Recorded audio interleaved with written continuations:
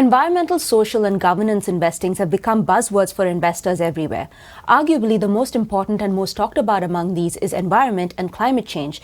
There's another dimension to the whole thing, though, that Morningstar Sustainalytics believes should be talked about some more, and that's water scarcity. This affects billions and billions of people, and in order to help investors figure out how this plays into their portfolio, we've come up with a tool that measures water metrics both for companies and countries.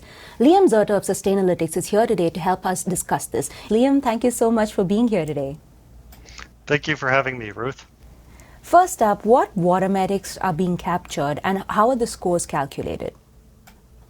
So the main water metrics that we are referring to in our study is water consumption, water withdrawal, and water intensity.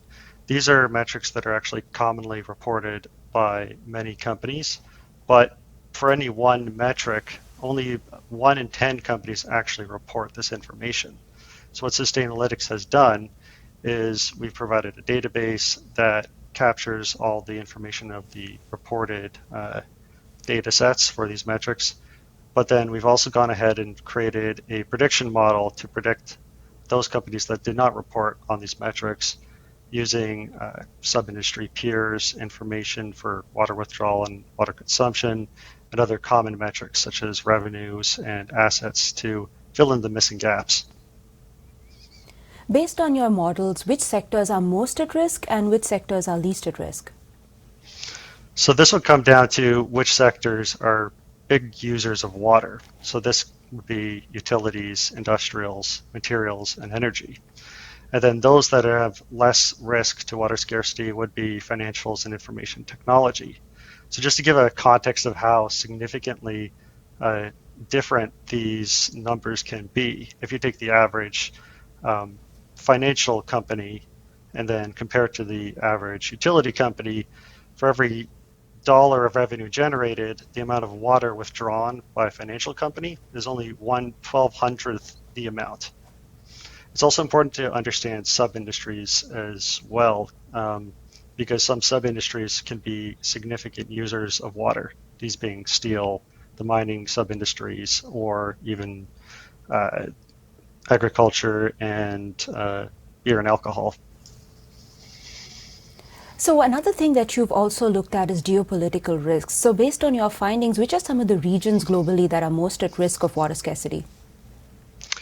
The two that stood out to me the most for more significant risk was actually India and Pakistan. So these are nations that have very significant population sizes and strong GDP growth.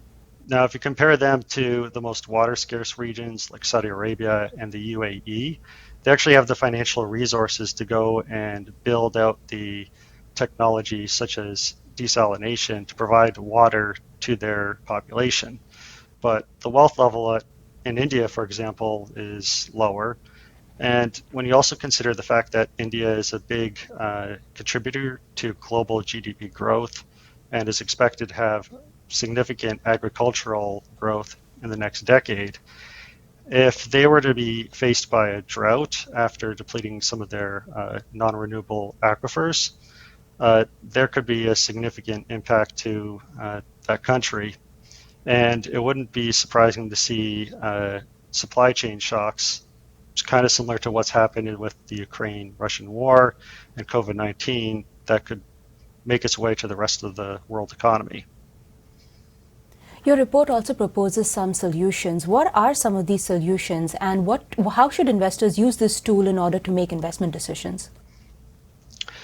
When it comes down to looking at a company per se, you should probably take a holistic approach when looking at water metrics and water scarcity of where they operate.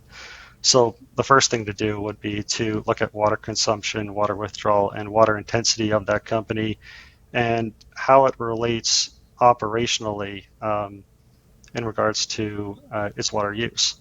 So if you were to look at a semiconductor company that manufactures wafer chips, water scarcity and water quality might be highly intercorrelated. And if they don't have the proper practices in place, that could be a major issue for their high quality output products that they need. Secondly, one should take a look at the management policies and practices that are in place by a company and how they react to water-related risks. And then at the regional level, one should also consider where the company operates, where the operations manufacturing facilities are. If you were to think of the semiconductor industry and how a lot of companies and output is basically located in Taiwan, and Taiwan tends to be consistently at a risk of drought. That means that the semiconductor industry itself is continuously at a risk of not meeting its expected output.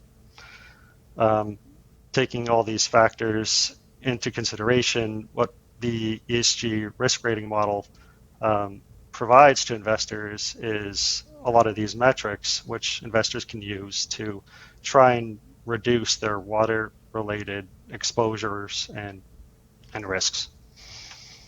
Great. Thank you so much for joining us today with your perspectives, Liam. Thank you, Ruth.